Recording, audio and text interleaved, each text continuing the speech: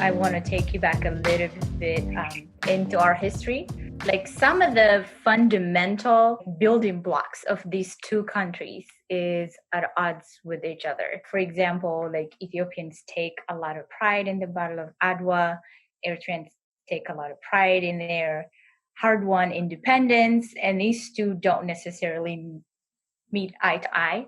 And how do you make sense of these two opposite ends of like historical framework that makes these two countries? Eritrea have every right to be proud of the independence war that they have won in their country. They have every right to do that.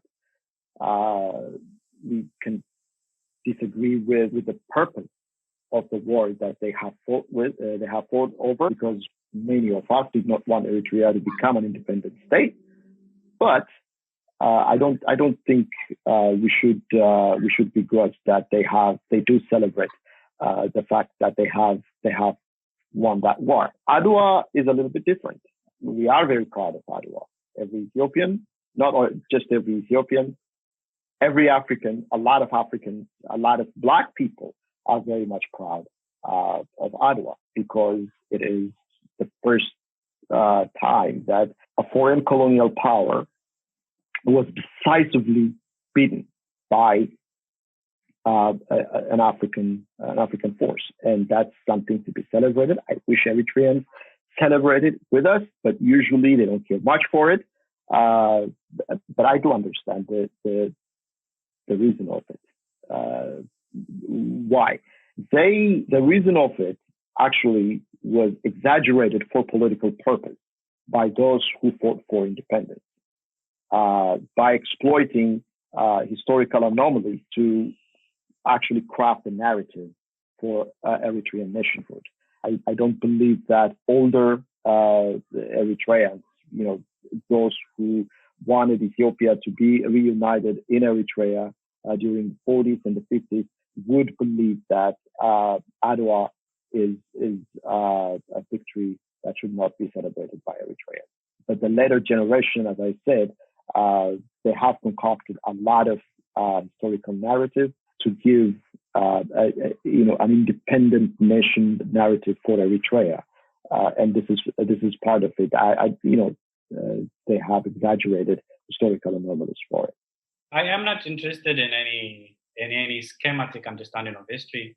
I'm a historian, so I understand history is messy, it's complicated, it's complex, and we can do like multiple things at the same time. We can celebrate Adwa as an instance of an African resistance, successful African resistance, not the only one, by the way, but one of the notable ones in Africa. We can celebrate that, but we can also say, especially from the perspective of Eritreans, that for some Eritreans, the war had a very traumatic effect. Many prisoners of war, Eritreans, were selectively butchered by Abyssinian state. Their limbs were cut, and they were awfully treated. So we can put this part of our history into the canvas, into the historical canvas, right? So we can do multiple things at the same time. And I'm not interested in, as I said, in narrow nationalist narrative, which really purifies a certain historical phenomena of its, bad things and horrible things, while accentuating, while celebrating the good part of it. We can say, yes, really, as many instances in East Africa and North East Africa. For instance, the Battle of Khartoum in Sudan, which really preceded the Battle of Adwa, by the way.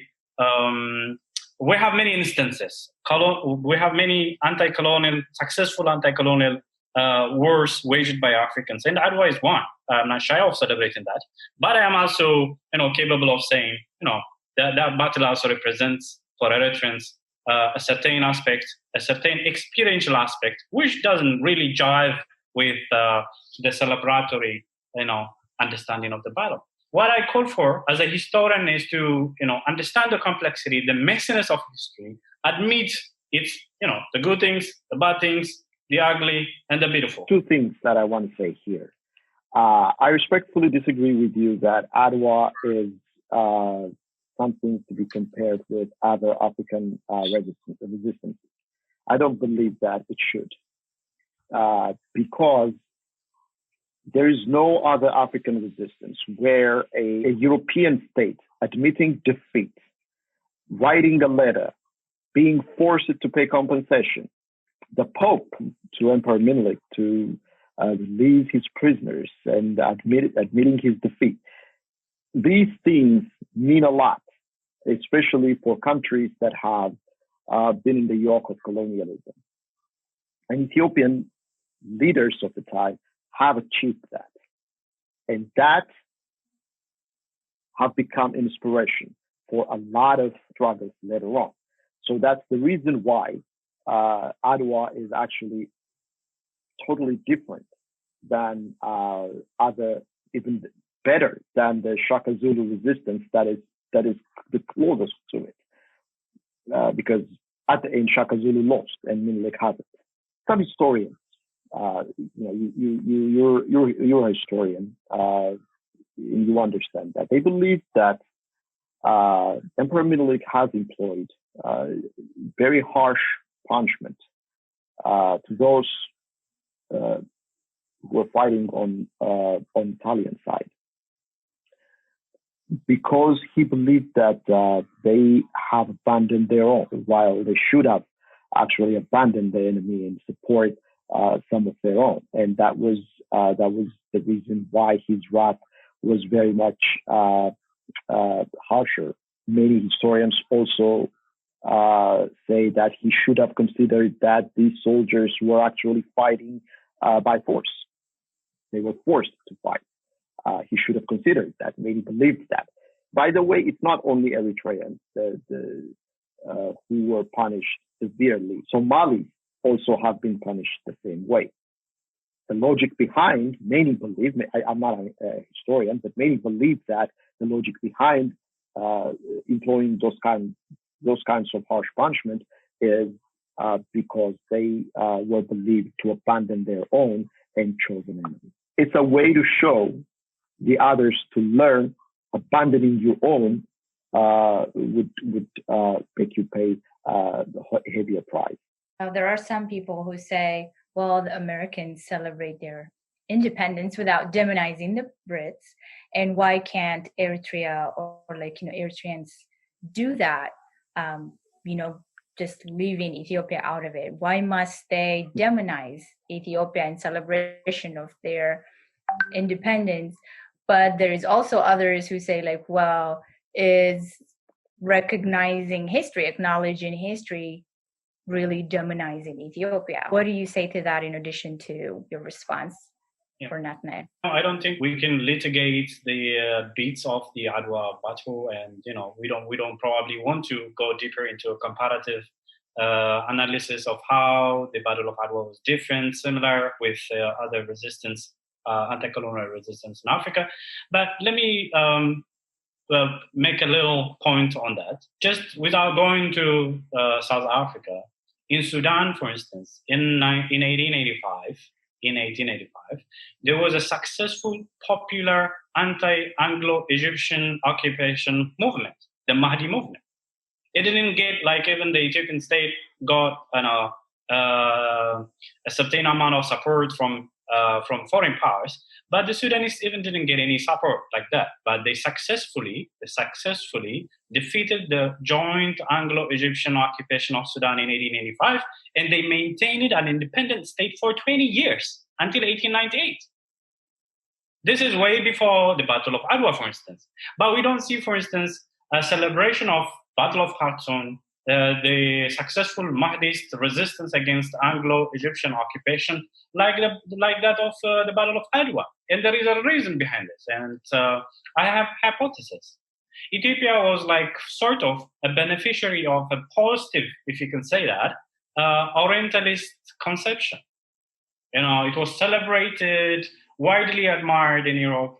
It had, beginning from the Preston John story, it was a place of, Christian people, good people who are most like similar to Europeans than Africans. So this kind of discourse had played a part in the deification of the Battle of Adwa over other battles, successful battles against European colonial occupation.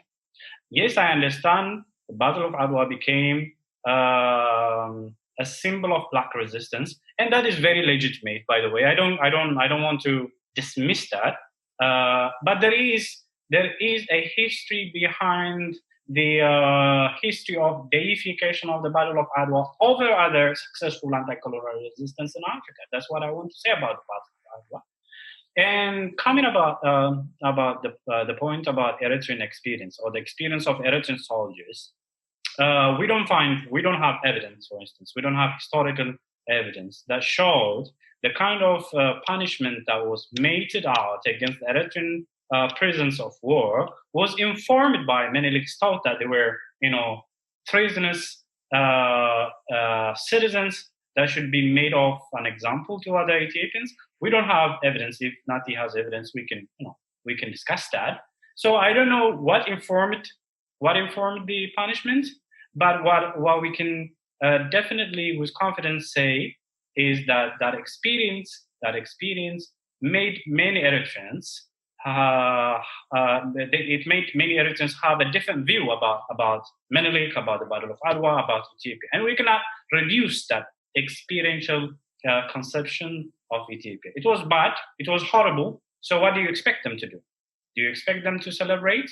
Do you expect them to celebrate their punishment? No. So we should also consider this. Eritreans participated in the Battle of Adwa one way or the other. They were also part of, by the way, there were some Eritreans played prominent role in the Battle of Adwa alongside the Ethiopian state, alongside Menelik. So they were on both sides of the military aisle, if you like. So are we not supposed to talk about a common experience? We can have a different understanding. We can have a different conception. We can disagree about it, but we cannot, say, okay, we are not going to talk about the Battle of Adwa. We will, because Eritreans participated. Eritreans have a different view about it. So fortunately, or unfortunately, I don't know, we have a lot of commonalities, and we are going to continue to talk about it. Let me be charitable to answer Succeed's second question. When Eritreans currently, when they celebrate their independence, they talk a lot about Ethiopia, they demonize Ethiopia. But I would say that that's mostly a thing of PFDJ. Think of the ruling party, the ruling government. They wanted an enemy to keep them going. So Ethiopia is there, and they used it. I see a lot of performances during this celebrations every year. Some of them are borderline racist, and I don't believe that the vast majority of Eritreans agree with it. And I have seen that personally, especially after when the border is opened and when people meet, that the propaganda that's been perpetuated during all these times, about 20 years, how they did not have much effect from my standpoint. And when these Independence Day celebrations, when they demonize Ethiopians, I do believe, I would love to believe that it's mostly doing of the government than the people's sentiment. As far as Adwa is concerned, again, the significance of Adwa is more than the victory, is the fact that it forced a European state to admit their defeat. The Sudan, 1885, the Mahdi the Mahdi war with Anglo-Egyptians. That was great, but it didn't sustain. It stayed only for 20 years, like you said. Any of the resistance in Africa, and there were plenty, Algerians, any of them, they have fought their heart out, but they didn't sustain it. And that's what makes Adwa very special. As far as the punishment of Eritrean POWs is concerned, again, it's not only just Eritreans. There were a lot of Somalis who were punished the same way. Was it right? No, I don't believe that it was. I think it should have been. I'm one of those people who say that the Emperor Menelik should have considered the fact that these people have forced into fighting on Italian side. I agree with you. We should not litigate what happened then, but I do believe that it might be a good idea if Eritreans celebrate Adwa with the rest of the black people around the world. On the demonization of Ethiopia. 30 seconds. Yeah. Okay, 30 seconds. I understand where Nat is coming about that when he says that Eritreans have a sort of fetish of doing that. But it's not demonization of Ethiopia. I mean, it's an ugly history of occupation. Obviously, there are things that should be, reconsidered when we talk about the experience of the Ethiopian occupation. We should be, careful not to demonize the Ethiopian people. And I don't think that's the case many times. Of course, there are, you can probably see cultural performances, historical narratives and literature on the brutality of Ethiopian occupation, but that's not synonymous with demonizing Ethiopia. If, demonizing Ethiopia, you mean also the people. In fact, there is also a history of solidarity, cooperation among Eritreans and Ethiopians against the Derg regime, against the Haile Selassie state. There was expansive cooperation among, for instance, Oromo Liberation Front, Eritrean Liberation Front, the EPLF, TPLF. If you don't want to reduce that history into a case of anti-Ethiopian cooperation, I would like to believe that was a sort of experience, a positive experience of solidarity and cooperation among Eritreans and Ethiopians against oppressive states, against the brutality of a state. So yes, I understand there are cases where Eritreans might indulge themselves in, superiority complex, or when it comes to their view of Ethiopians, or there might be, some racist outburst, but that's not like mainstream. So moving forward, looking back at our history and trying to reconcile this different versions or views of this narratives, we look back into how we define ourselves, or how we shape our nation building process. So a lot of times, there is this question that people can raise, is Abyssinia the Ethiopia we have now? Is the Midr Bahri that we know is the Eritrea we have now? So thinking about how history can inform our present and how we can use it to move forward, what would you say is the the least understood or mostly misunderstood part of your own country's history? It's not only about history. There is a misunderstanding of who Ethiopians are and what they think. And that actually frustrates me a lot. And I will be taking this opportunity to talk about it a little bit. Eritrean elites do not seem to understand Ethiopia. They do not seem to, they believe that everything, for example, they read on social media or a narrative of a certain political interest is actually is a correct understanding of Ethiopia, and they shape their perception based on that. And because of that, there is a huge miscommunication.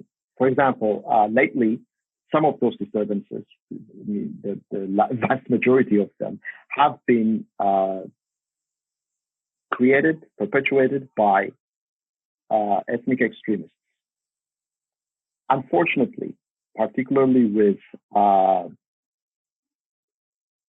Eritrean media outlets and elites that oppose the Eritrean government. I'm not talking about Asmarino or Eritrean Digest, but many. They seem to actually attract and invite and popularize this extremist propaganda. To the large part, they have given their platform to them, and they create a narrative that is very much conducive for them to keep perpetuating ethnic attacks, ethnic violence, and legitimizing it, rationalizing it. And that, I do believe that creates a lot of resentment for Eritreans in my country, as far as I'm concerned. We should not stay away from that. That's the reason why I say that, look, let's tell our own story. If there is a problem, let's deal with it. I don't support that any Ethiopian state or Ethiopian political group to get involved in Eritrean affairs, or to side with one group against the other. I don't support that, and I do expect the same from Eritreans. If they want to take solidarity with any Ethiopian group, they can do so. But to go further and to actually provide platform to extreme elements is very disheartening, and it bothers me a lot. So one way that we should move on, we can move on with peaceful understanding and coexistence together if we eliminate these kinds of problems. Other than that, look, the people, I have said this so many times, the people, I'm not talking about elites, the people are very close. They speak very close languages. One speaks the other language. They eat the same food. They celebrate the same holidays.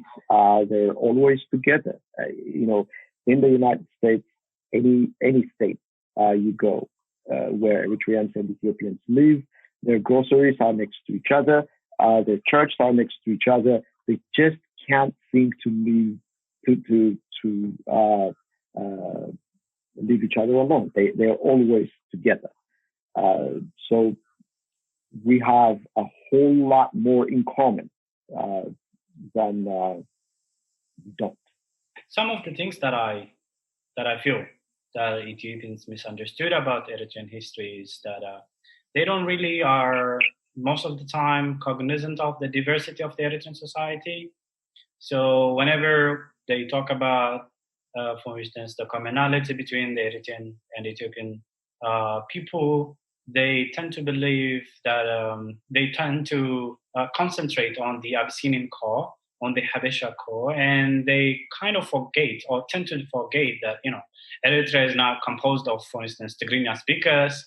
It's not composed of only Habesha people. There are multiple ethno-linguistic groups in Eritrea. We have 9 by the PFDJ, or by the not PFDJ but mainstream narrative of the Eritrean society. We have multiple ethno-linguistic groups with different religions, with different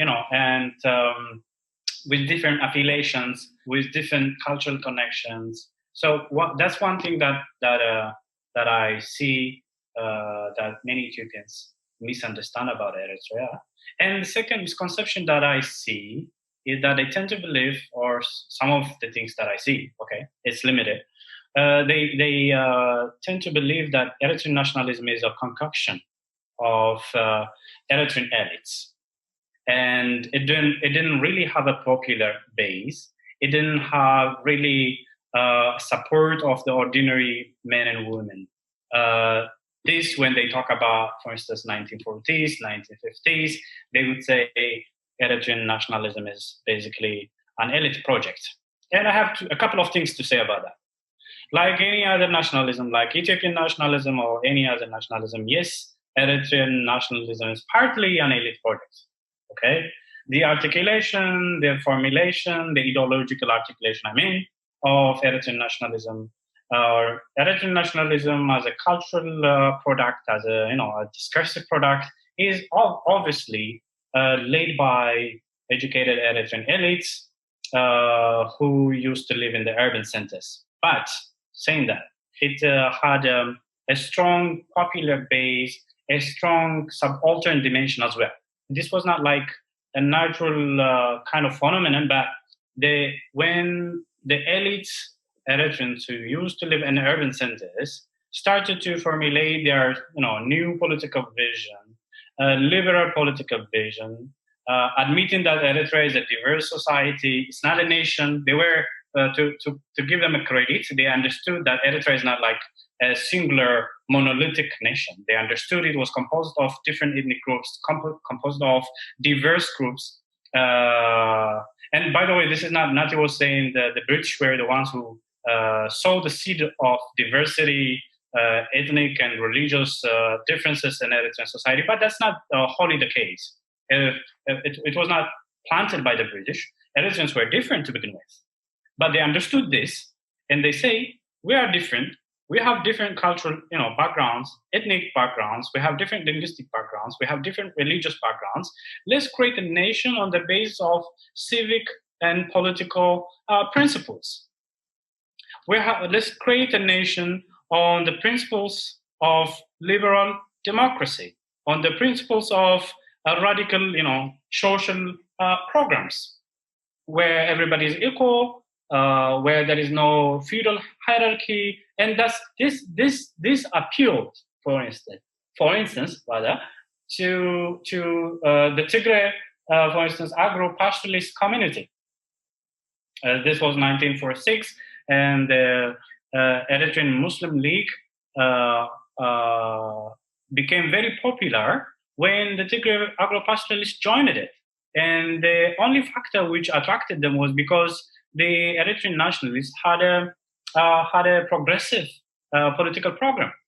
So this is one thing that I want to say about the diversity of the Eritrean society and the concoction or fabrication, as they would say, of Eritrean nationalism. In fact, it is both an elite project, but it had also strong popular support. This, I admit, there were also other Eritreans who had a different political vision. So that's one thing.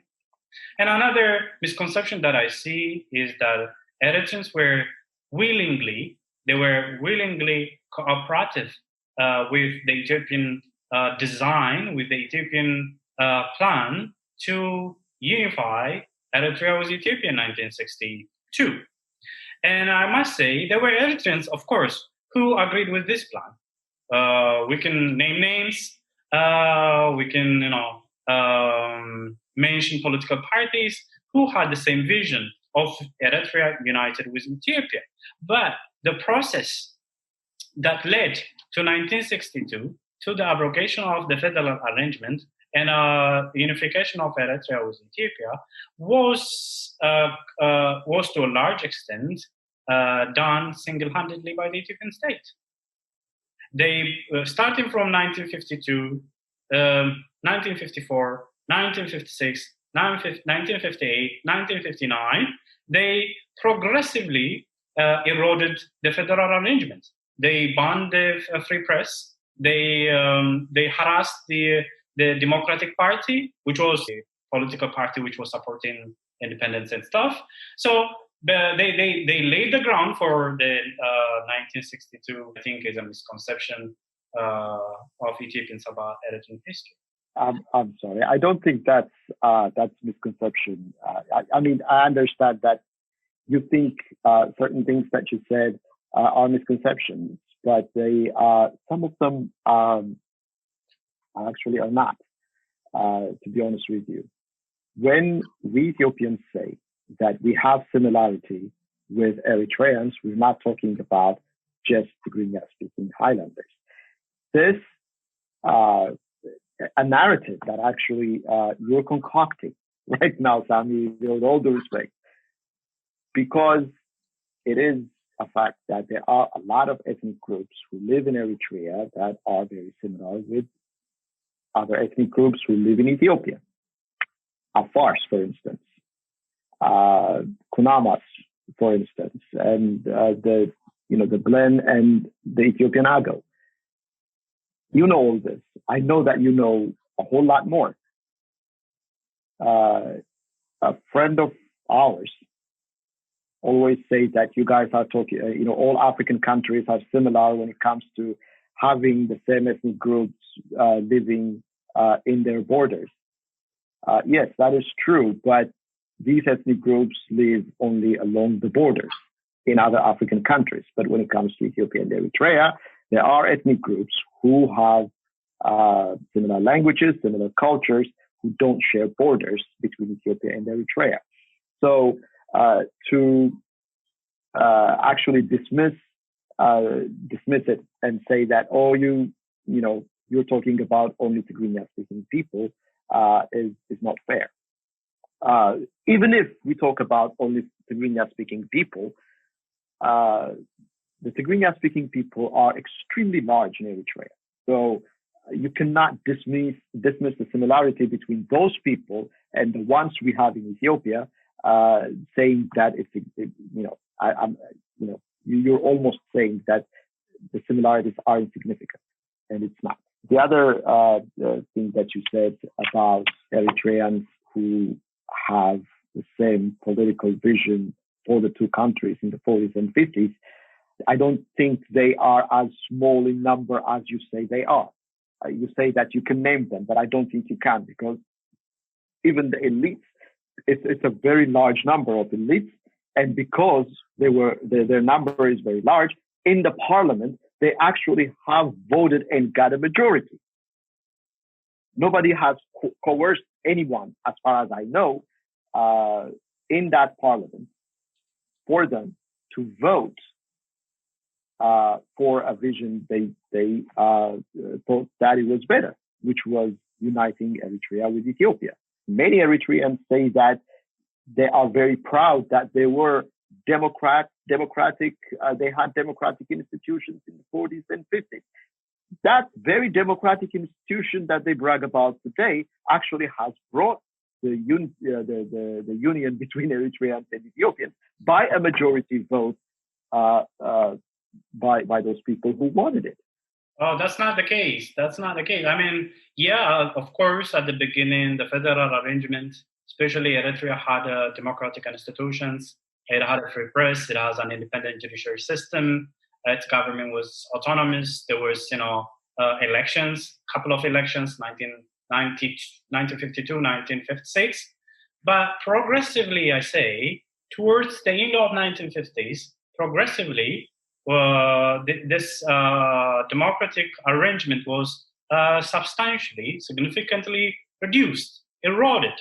So when in 1962, the Eritrean Parliament was forcibly, by the way, gazetted it didn't vote, by the way. That's also another misconception. It didn't vote, it was gazetted, and a statement was read by Ras Wolde Mikael, the Eritrean government, governor declaring that the federal arrangement is not in void and Eritrea is now part of Ethiopia. So there was no vote in the parliament to begin with.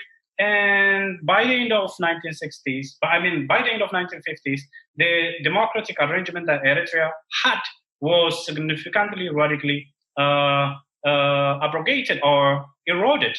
So it was not done in a democratic way. Eritreans were not given, the democratic freedom to choose, and they voted to unite themselves with Ethiopia. That said, I admit there were Eritreans very strongly in favor of unity with Ethiopia. But if you also look at the transformation of political opinions, it was not cast on stone. So many of the union leaders, like Gabriel Meskel Woldu, for instance, the first chairman of the Unionist Party, and later Tedla Bayro himself, they eventually abandoned the idea of unity with Ethiopia. Tedla Bayro, the head of the Eritrean government, the guy who was very instrumental in the Ethiopian abrogation of the federal arrangement, later on became part of the Eritrean Liberation Front in 1967. The head of the Eritrean Parliament, Idris Mohamed Adam, became the founder of Eritrean Liberation Front. Gabriel Meskel Woldu died a very disappointed person, frustrated by the Amharization of the Eritrean society. So basically, even those who were at the forefront, even those who were strongly in favor of unity with Ethiopia, were eventually disappointed. They abandoned their original position.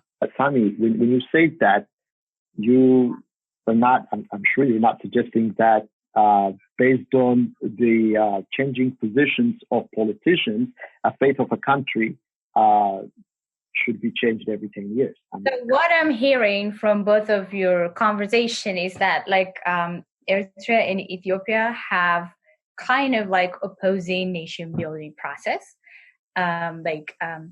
Eritreans or Eritrea values the diversity. Both of them are multicultural states, right? Multicultural countries.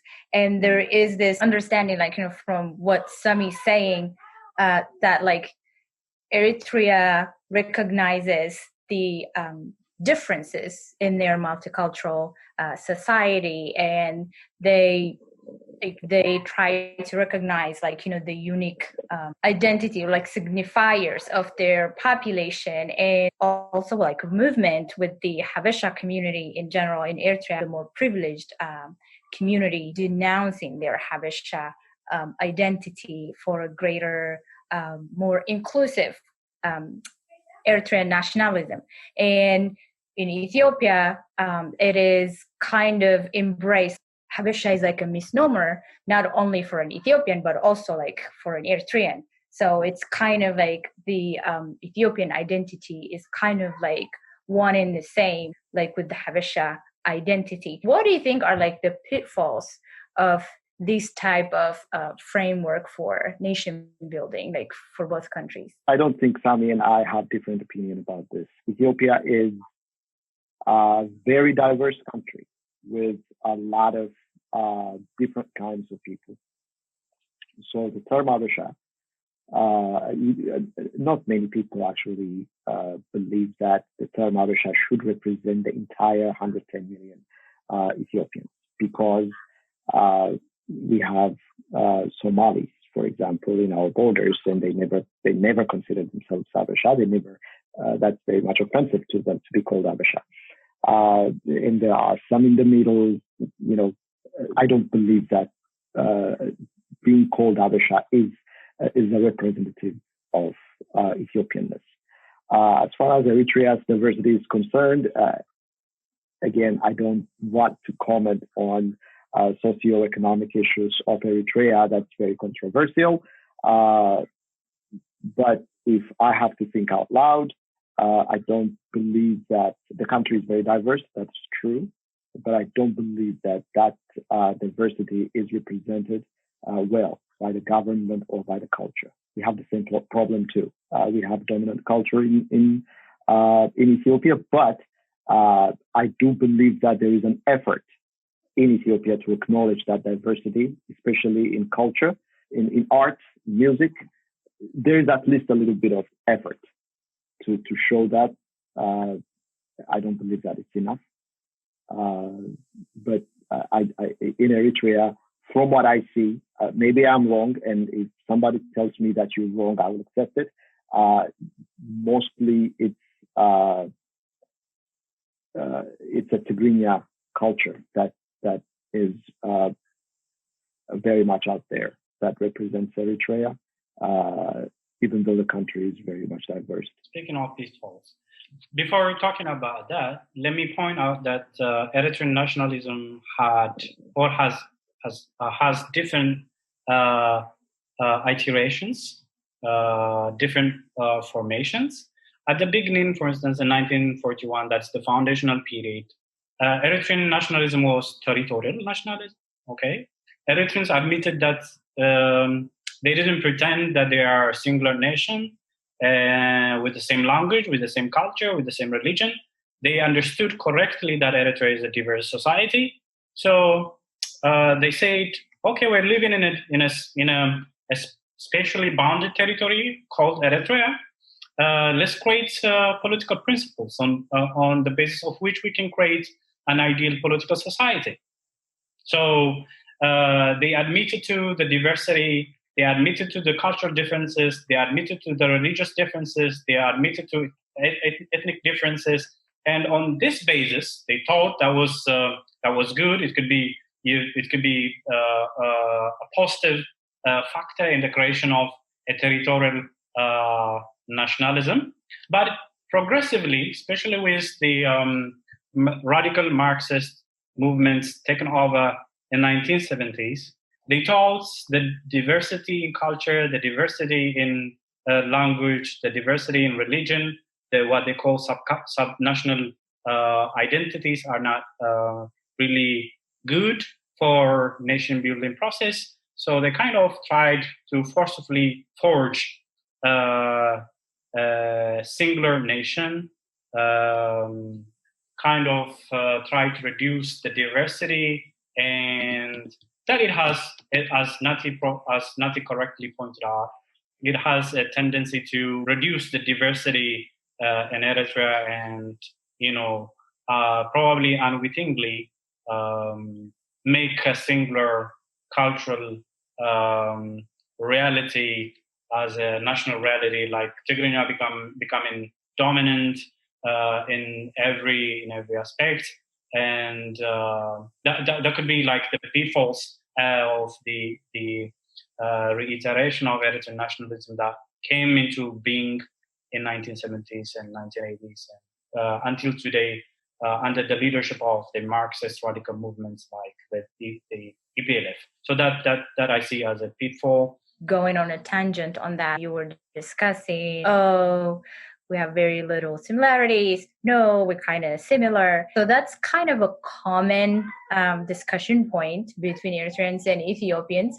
So when we say that, what is the political iteration? Like when an Ethiopian says we are similar, we are one, what is the interpretation an Eritrean takes with that? And when an Eritrean says, no, we are different as we are similar, what does an Ethiopian make of it? Why do we keep having that conversation? We keep having that conversation because there is this notion that Eritrea needs to have its own national narrative that is separate from everybody and everything else. I think there is that notion that's creating this problem.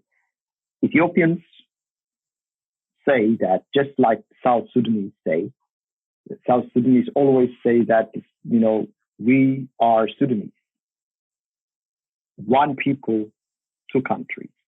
And that's exactly what we're saying. It's two states, two nations, but one people. Why do we say that?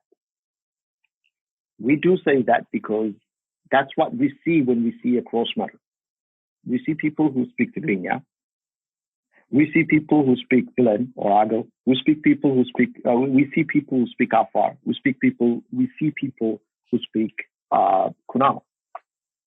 So it's just our instinct seeing those people, our instinct pushes us to say those things, to believe that we are one people.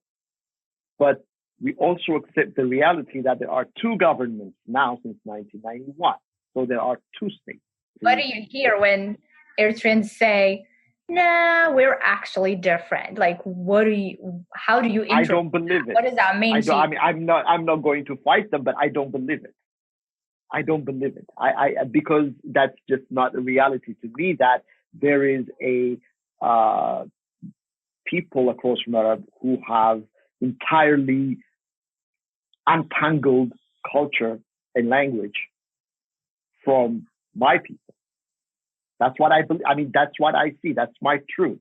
So when they tell me that, I just don't believe it. I prefer not to listen to them because I just don't believe the story that they tell me that they are something else or somebody else that's created out of nothing. I don't believe it. We have a significant number of people who pride themselves, for example, if they're Muslim, to receive the messengers of the Prophet. If they're Christians, to be members of Ethiopian and Eritrean Orthodox churches that are the oldest church, one of the oldest churches in the world. That kind of similarity is not something to be found in other African countries. Against all what I said now, telling me that no, we are very special people who came from something else, I don't believe it. By the way, it's not the only province of Eritrean nationalism to claim uniqueness. Every nationalism claims that it's unique, that it's different. It's part of the nationalist discourse to make that kind of point. It doesn't mean it's right. Just to make a general point that that's not unique to Eritrean nationalism or to Ethiopia does the same. Ethiopian exceptionalism, by the way, is like, it's a thing. Ethiopians claim they're different in many ways than the other African societies. So that is to say, every nationalist discourse claims to be different, claims to be unique. Is it true? I don't agree. I don't subscribe to this Manichaean dichotomy between we are similar, we are not similar, we are different, or we are the same. Of course, we are diverse. Speaking of diversity, I don't understand, for instance, many of the languages spoken by my fellow Eritreans. I don't speak Tigray, I don't speak Rama, I don't speak Nara. I cannot communicate with them, right? I don't know Oromo, I don't know Somali, I don't know Amharinya. So I only can understand, for instance, partly understand Tigrinya speaking Ethiopians. So how am I the same with similar with all these kinds of different people? But there are also, of course, something we can say, certain commonalities that we can point to. Afar Eritreans, for instance, do not have any problem communicating. They have the same, tradition, the same language with Ethiopian Afar, with Afars in Djibouti. Eritreans and Tigrinya-speaking Ethiopians, most of the time, would like to, identify themselves with Tigrinya-speaking Eritreans as well. So we can have many overlapping, especially on the border. We have overlapping communities. We have Kunama in Eritrea, we have Kunama in Tigray, we have Tigrinya in Ethiopia, we have Tigrinya in Eritrea, we have Afar in Eritrea, we have Afar in Ethiopia as well. So we shouldn't dismiss this similarity. And obviously, this can be a good stuff out of which we can spin a new political vision, if you like. Okay, peaceful coexistence can be based on this factor. But to say we are the same people living in a different state, even our respective countries are not like constituted by a singular community or a single community or single people. We are extremely, extraordinarily diverse, admitting that we have a lot of commonalities. So yeah, we should be aware, cognizant of the complexities, the diversity, the similarity. We shouldn't fall into this, I must say, stupid dichotomy between, yeah, we're similar, yeah, we are not different. So we should be adults enough to understand that we are a very complex society. Yeah, admitting to this complexity is, I guess, a good thing. So on that note, when do you think was the golden era of your country and why? A country like Ethiopia with extraordinarily long history do have we went through a lot of trials and tribulations. And also we did have so many eras that were golden. Many Ethiopians could give you different answers about this. They may have different responses. To me, several eras. The first one was when Emperor Menelik, after he won the Battle of Adwa, and after he was returned from that battle to Addis, he realized that he needed to modernize. He needed to modernize the country, or if he keeps fighting with this old weapons, and if the Europeans come back this time, he probably wouldn't be as victorious as he was. So the first thing that he did is he started to be open to the idea that the country needed to be modernized. So right after that, he brought modern technologies to the country for the first time, including electricity, telephone, railway, plumbing, things that we take very much for granted today. He was the one who brought them right after the victory of Adwa. The times that he brought all these things, it took him about 10 years. To me, that was one of Ethiopia's golden era. Similar way, right after Italian fascists left, Emperor Haile Selassie made similar decision to bring more technology to Ethiopia, to have more people, to have Western education. Since then until mid-60s, even early 70s, it was a very good time for Ethiopia. With all the problems that there were, a lot of things flourished. The music that everybody enjoys today, both Eritreans and Ethiopians, was born out of the sound. Actually, was formulated by an Ethiopian Armenian named Narcis Nalbandian, and Ethiopian Armenians who, some number are still in Ethiopia. The music, the culture flourished. That's the golden time of Ethiopian music. It was Ethiopian art.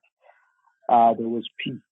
There was an extremely low level of insurgency from ELF that, even Eritreans didn't even consider problematic. And, people traveled from one side of the country to other without any problems.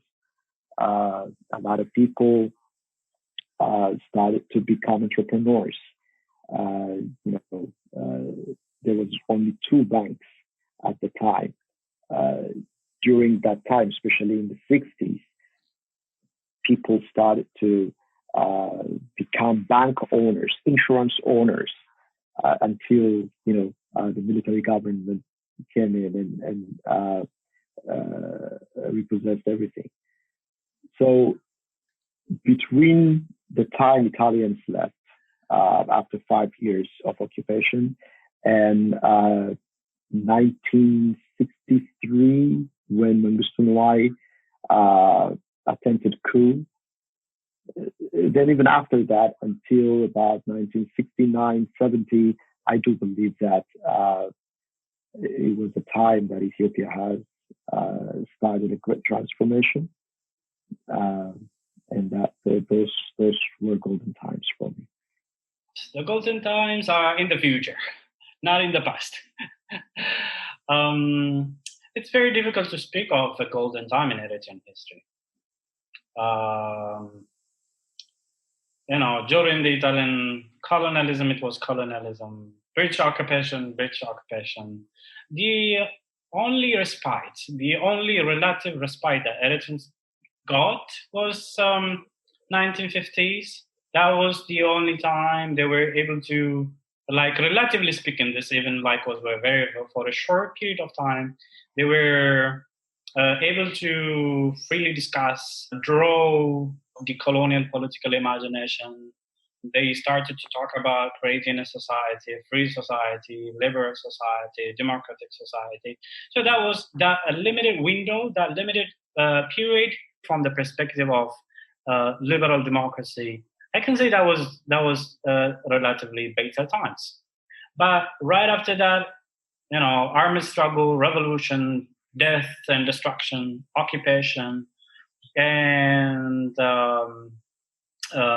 famine and everything. So I cannot say this period, I cannot really identify a period where we can say there was a golden time in Eritrean history. So I wouldn't say any, I wouldn't identify any time that I can say was a golden time. But I'm very hopeful and I'm very confident about my people's capacity to create a wonderful future for themselves, for their neighbors, and we can be a good, ideal society, inshallah, in the future.